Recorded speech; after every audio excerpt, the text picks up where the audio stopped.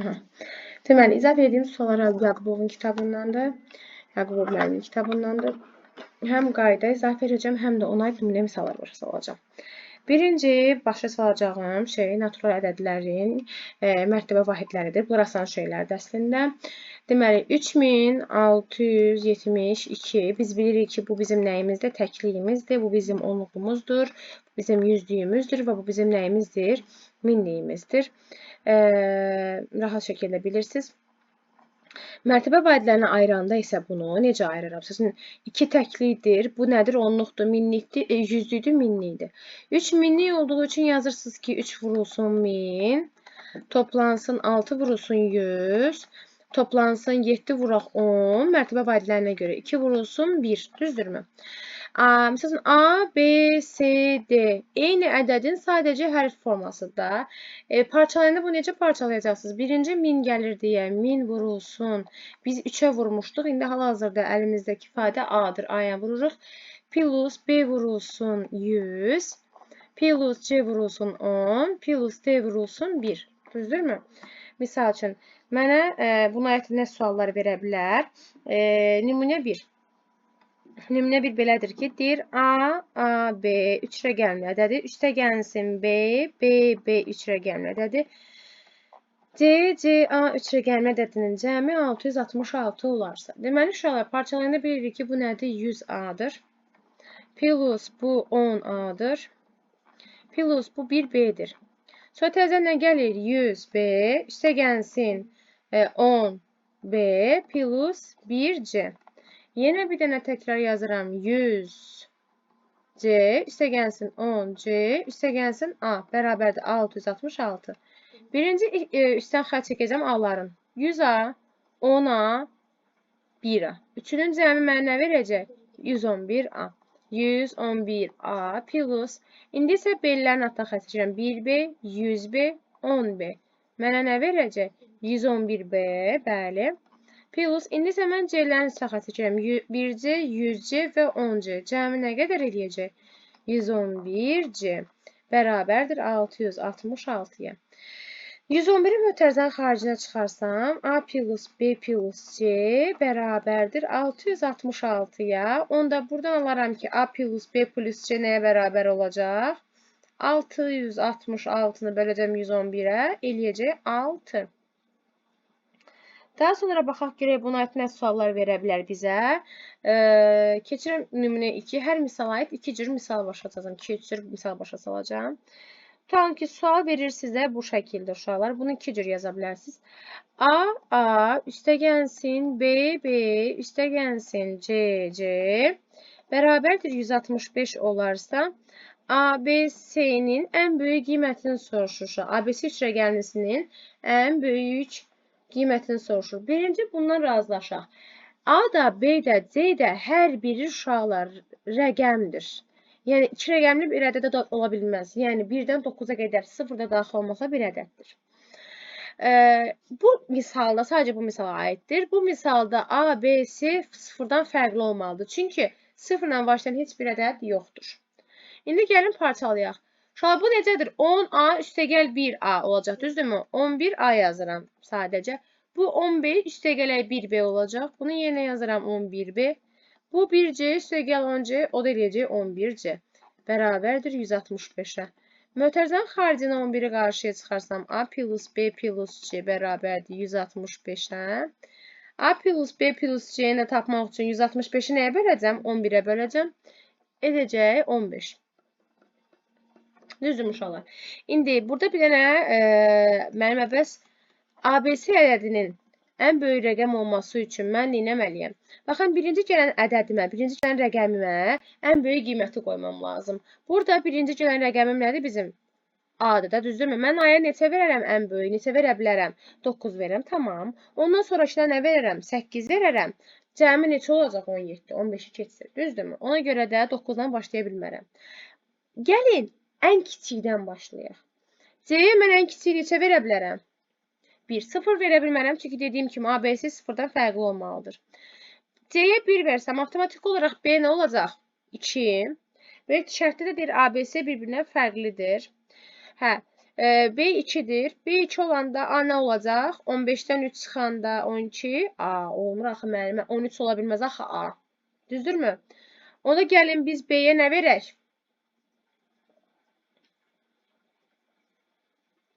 4 verə bilərik də. 4 verə bilsək də olmayacaq. 5 verək. Bura 5 versək, burada olacaq neçə? 9. Düzdürmü? Olur 951. Və yaxud belə də ola bilər. Bu biraz daha böyük oldu hətta. Hətta ən böyük qiymətini istəyirsən. 951. Bəli. Aydın oldu. İndi keçirəm buna bir dənə sual. Belə buna bizə nə başqa nə tip suallar verə bilər? Bir dənə başqa. Aha. Deyə bilər ki, uşaqlar sizdən diqqətlə mənə qulaq asırsınız. Deyə bilər ki, nümunə 3 biraz daha çətinləşdirirəm. AB 2 rəqəmli ədədi bərabərdir. 7A plus 9B olarsa, A ilə B-nin cəmini tapın. A ilə B-nin cəmini tapın. Bu tip misallarda necə eləyəcəksiniz? AB 2 rəqəmli ədədini neynəyəcəyik? Əvvəlcə açacağıq. 10A üstəgəlsin nə? B bərabərdir 7A üstəgəlsin 9B. Daha sonra 7A-nın sol tərəfə, B-ni isə sağ tərəfə keçirirəm. 10A-dan 7A çıxanda 3A bərabər 9B-dən 1B çıxanda eləcək neçə? 8B. Burada göy qurşağı deyirəm mən uşaqlara. Göy qurşağı əmələ gətirirsiniz. A olacaq 8K. B olacaq neçə K? Və burada K-lara qiymət verməyə başlayırsınız. K-ya birinci sıfırdan başlasaq. K 0 olsa A olacaq 0, B olacaq 0. AB 0 ola bilər. K-ya 1 verirəm. A olacaq 8, B olacaq 3. Ola bilər, ola bilər. K-ya yenə dözmürəm, 2 verirəm ki, birdən ola bilər də. A bərabərdir 16, B bərabərdir 9. 16 ola bilər, 2 rəqəmli ədəd ola bilər, xeyr. Deməli, mən hansını götürəcəm? A 8, B nə? 3. Və 8 ilə 3-ün cəmini tapacam, eləyəcək neçə? 11. Yox, dözmürəm. Bir dənə bu tip misallardan başa salıram ki, qoyu daha rahat olağın. Deməli, belə. Misal üçün, sizə deyir ki, AB rəqəmlərinin, baxın, sual belədir. AB 2 rəqəmli ədədin, diqqətlə qulaq asın, ədədin rəqəmlərinin cəminin 4 mislinə AB ədədi, virgül, rəqəmlərinin cəminin 4 mislinə bərabərdir, deyir. 4 mislinə bərabərdir, deyir. A üstəgəl B cəminin ən böyük qiyməti tapın. Deyir, bu ədədi, A üstəgəl B ədədi bərabərdir. Rəqəmlərinin cəminin, yəni A plus B-nin nəyinə? 4 mislinə. Yenə bayaqki kimi bunu açırsınız. 10A plus B bərabərdir. 4'ü vurursunuz A-ya 4'a. 4'ü vurursunuz B-yə plus 4B. Yenə A-nı bu tərəfə, B-ni bu tərəfə keçirirsiniz. 6A bərabərdir 3B-yə. Gəlin hər tərəfi 3-ə bölək ixtisar.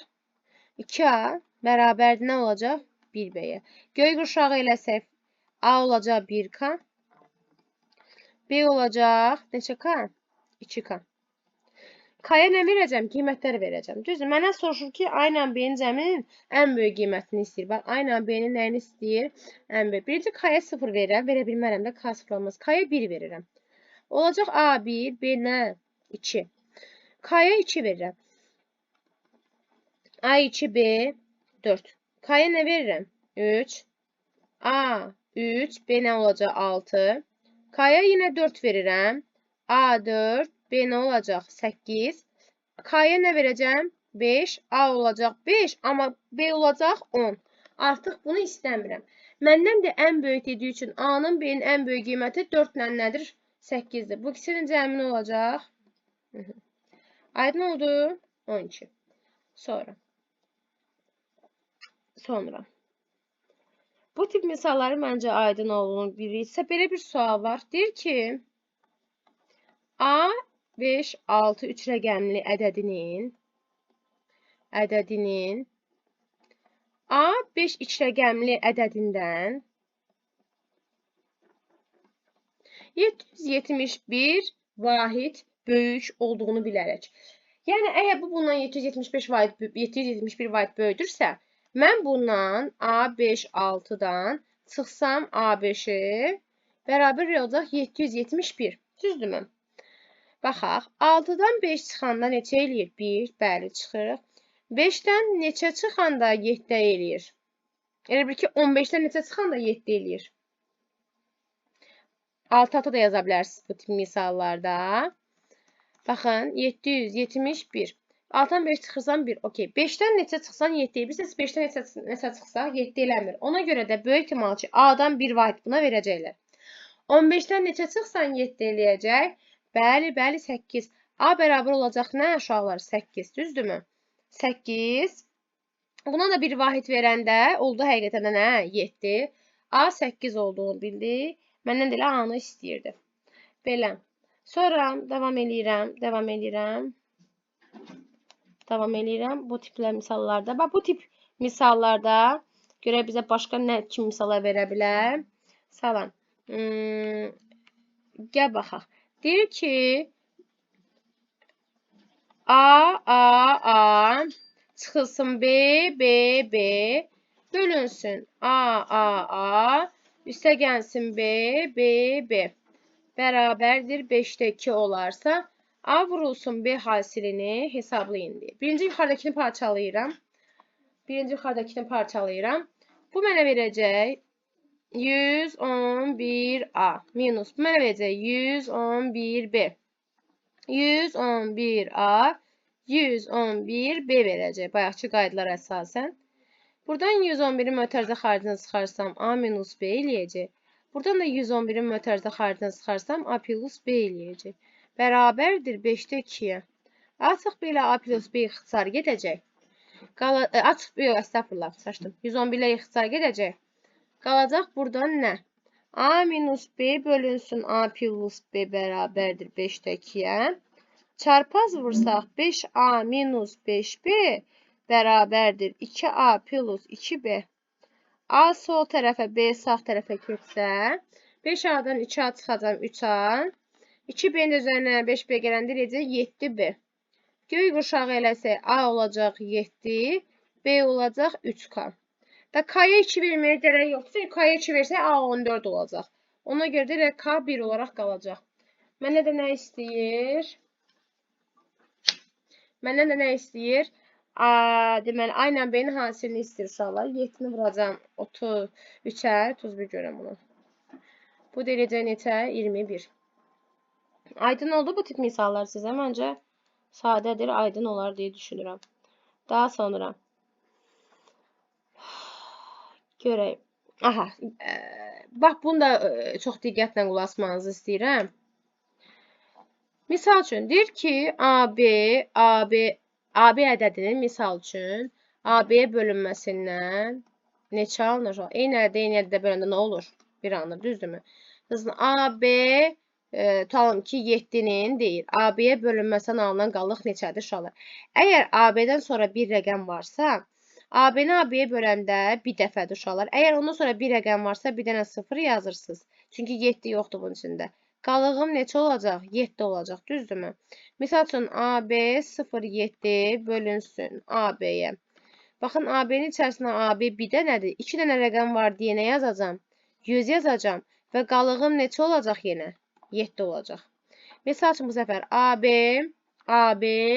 6 bölünsün nəyə? AB-yə. AB-nin içərisində AB neçə dənədir? Bir dənədir, düzdür uşaqlar? Aşağı 2 dənə AB düşdüyü üçün bir dənə artırırıq, 0 artırırıq. Yenə AB-nin içərisində bir dənə var.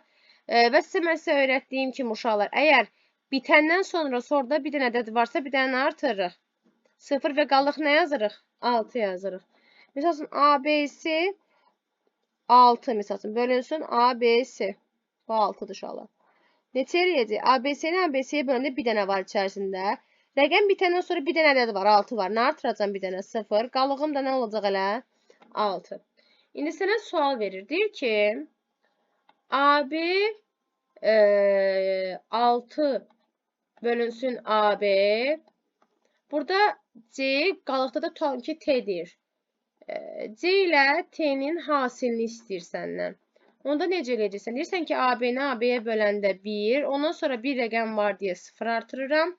Və qalığım da neçə olacaq? 6 olacaq. Sadəcə onu 6-ya vururam. Cavabım neçə alıram? 60 alıram. Aydın oldu.